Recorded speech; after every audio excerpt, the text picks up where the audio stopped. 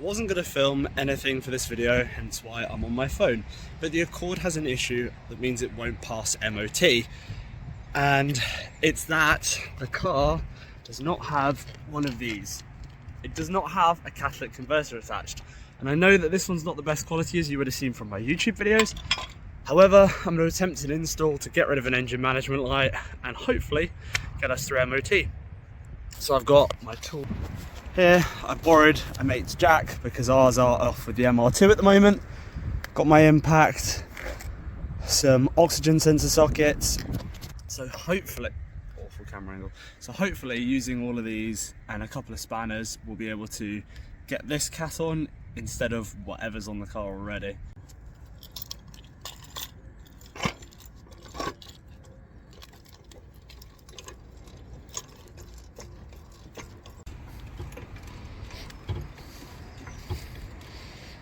As I'm on a hill, I'm not able to get too much of an angle, but hopefully this is enough room to get underneath and have a look.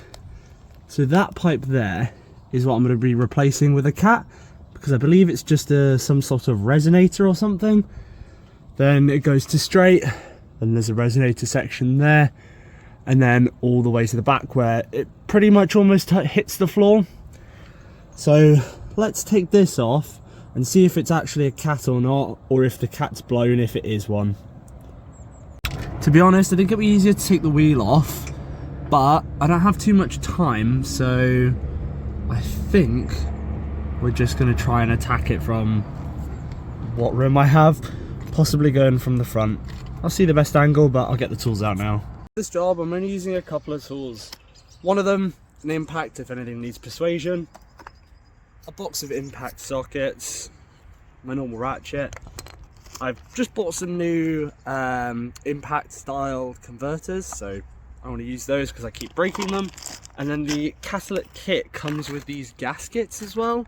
I'm not sure how effective they're going to be. These gaskets are absolutely paper thin, so fingers crossed they hold. And then obviously the catalytic converter itself, which, as I mentioned, isn't in the best quality. I have contacted the company. We'll see what they come back about. I'm just afraid that the cat won't last a long time, essentially, due to rust on some of these weld points. And I'm also just doing it on a driveway. Back to what we used to do, just to show you guys that you can do these sorts of jobs and it not necessarily cost as much as you'd spend at a garage or something along those lines. Before I get my hands dirty, I'm just going to line the part up in the section, and to be honest, it looks like it's the rough right end, the right size, so we'll take the old unit off and hopefully it bolts straight up to this piece here. So with the limited space I have,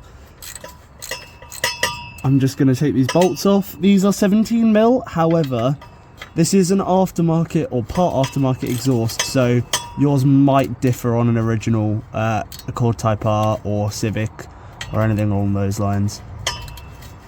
And it seems that there might be a different bolt on that side. I don't want to round anything, so I'm just going to go further under the car and double check. Now this is doable by hand, but I'm going to use the impact just to get to the hard to reach bolts with a couple extensions on, just to make it easier for myself. So I just used an impact at an angle and these bolts are out. Two of them are in my tray here. One of them flew over there. So I'm going to group them together and take off the two bolts on the other side. As I've said in the video, yours might look different because this is an aftermarket custom fabricated exhaust. So there's one bolt on this side and two behind, so I'm probably going to have to crawl under and go from that angle. But this one looks a little easier because there's a thinner section of pipe than this side. Also, yes, I know there is surface rust brewing. This car has been full of it. I will be welding that soon. As you'll be able to see, there's been many patches to get this car to a good state. But let's focus on the job at hand. Now, with all of the bolts off, the last thing to disconnect, which I probably should have done first, is this O2 sensor, which is pretty much holding that thing up. I have a special tool for that I've never tried out, so we can try it out together.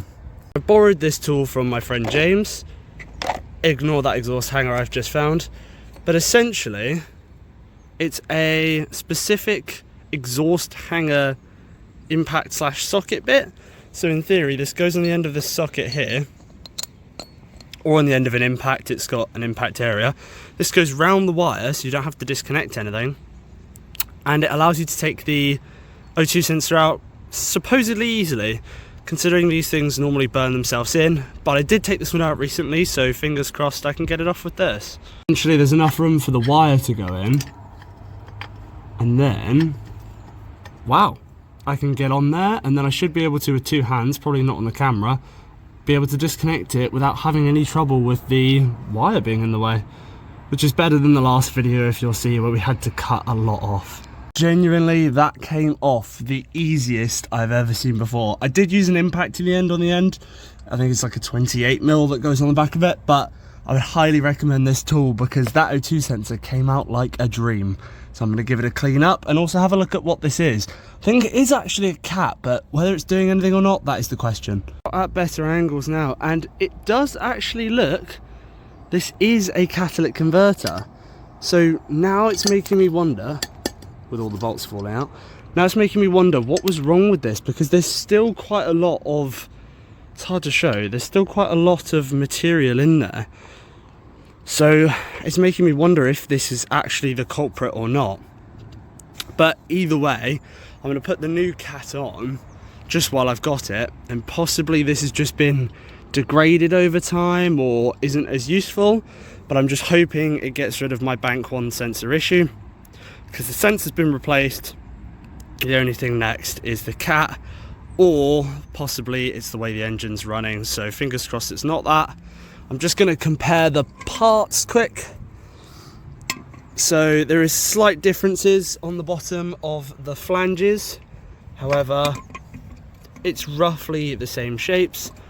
The top looks pretty much the same. The diameter on this one does look a little smaller, which makes me a little bit worried, but that could be the reason that this one is playing up. It actually kind of looks like this one's more of a sport cat than a regular one, so possibly that's why the issue is, meaning that we've got a larger diameter than a smaller one, which means more airflow, but it could be causing the sensor issue. I'm not too sure. Let's put the new one on, just reversing all the steps. Hopefully that'll solve the issue and I can get this Accord Type R through its MOT. I also have to solve, there's a bit of an oil leak on there as well, so I might take a look at that now if I have time. If not, I might show it in another video. So far, because of the tools I have, this is becoming an easy job. So whatever this brand is, Dynamite tools or anyone very similar, this one specifically has worked great for me. Honestly, I am chuffed. I'm well happy with it so far. I'm noticing that could have caused issues is this looks like it had exhaust paste, so there was probably quite a major leak, whereas now I have these gaskets, so maybe that won't be the make or break difference between this working and it not working, but only time will tell. As much as I'm ditching on this catalytic converter compared to one like this, the new hardware in the kit is appreciated.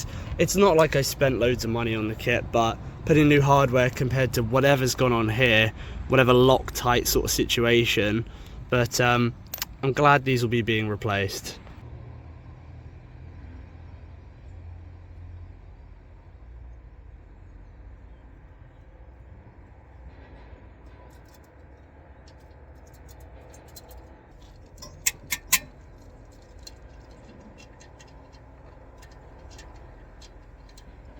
I did time-lapse myself doing that, but I'm not sure if it's too cringe or not to put in the video. But these are just on hand tight. The shape does not completely match, however, as long as there's no holes, which I'm just going to verify with a light in a moment, it should be enough clearance just to hold shape and then hopefully work as the catalytic converter. And I'll also test for blows as well. And now on to the other side. Again, using the handy tool, the O2 sensor is on nice and tight. Now onto this pipe, I'm just going to clean the mating surface from all the goop they used first. So we're in, now it's the tricky part of lining this all up without another jack. But again, it's just awkward to film, it's quite easy to do in person. Now with everything back together and tightened down, I'll move on to another issue in a moment, which is one of the exhaust hangers, which I think Fingers crossed to have a spare somewhere. Let's see if we can run the exhaust and check for leaks. I know that someone in one of my last videos talked about not having the car started like this at an angle, but to be honest with you, it won't make a difference. The car's already warm, so the oil's already around the engine. Now, one main thing to do a check to see if the car is on or not, as in if the clutch is engaged. Turn the key and hopefully it runs fine.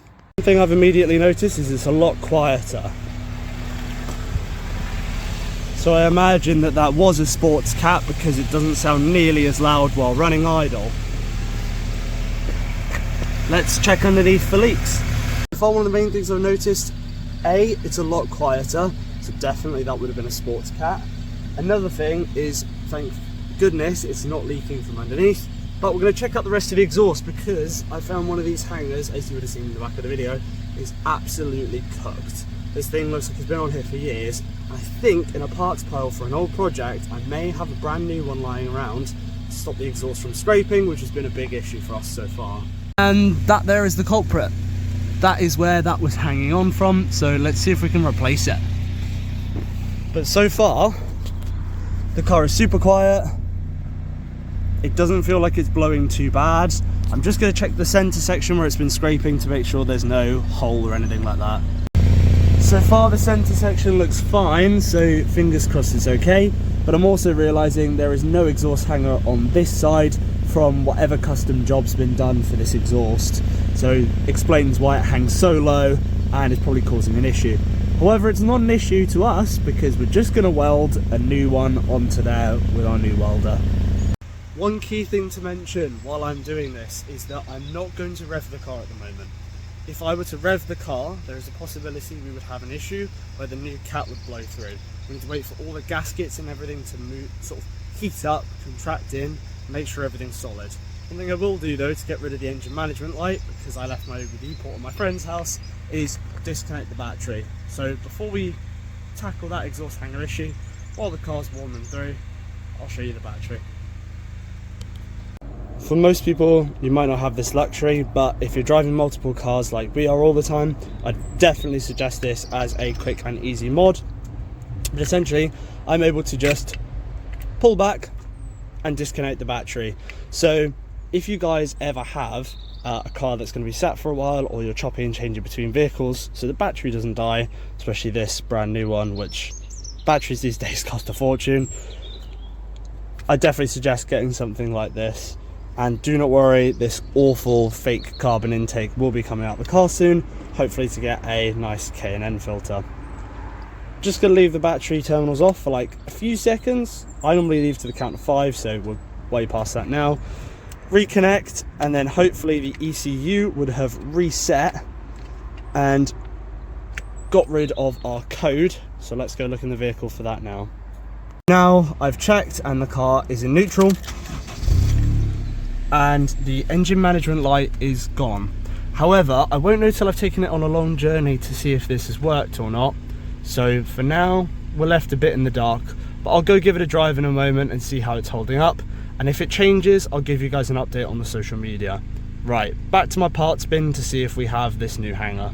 So at the moment where we are not having the garage finished, there is a box full of parts that need to go on certain cars or hidden projects, random things from Halloween apparently that shouldn't be in there, gritty caps, those battery terminal things I was on about, which need to be added to the MR2, adapters for gear knobs, brackets for the MR2, but somewhere in here, I think, there we are. So this will be replacing that. How crazy is the difference? I knew I had one of these lying around, so let's go fit this on the car. Hopefully it goes on nicely. If not, I'll use some silicone spray just to lube it up temporarily. God, the difference in feel of one of these polybush ones compared to this dry rotted thing. Back at the car, and in the daylight, this thing looks even worse. I mean, this thing was probably about 2 or 3 journeys from completely imploding. So as well as fitting the cap that will, fingers crossed, work for the O2 sensors, the new one, as you would have seen put in another video, I can also attach this hanger to this very sketchily made exhaust hanger, which is super long.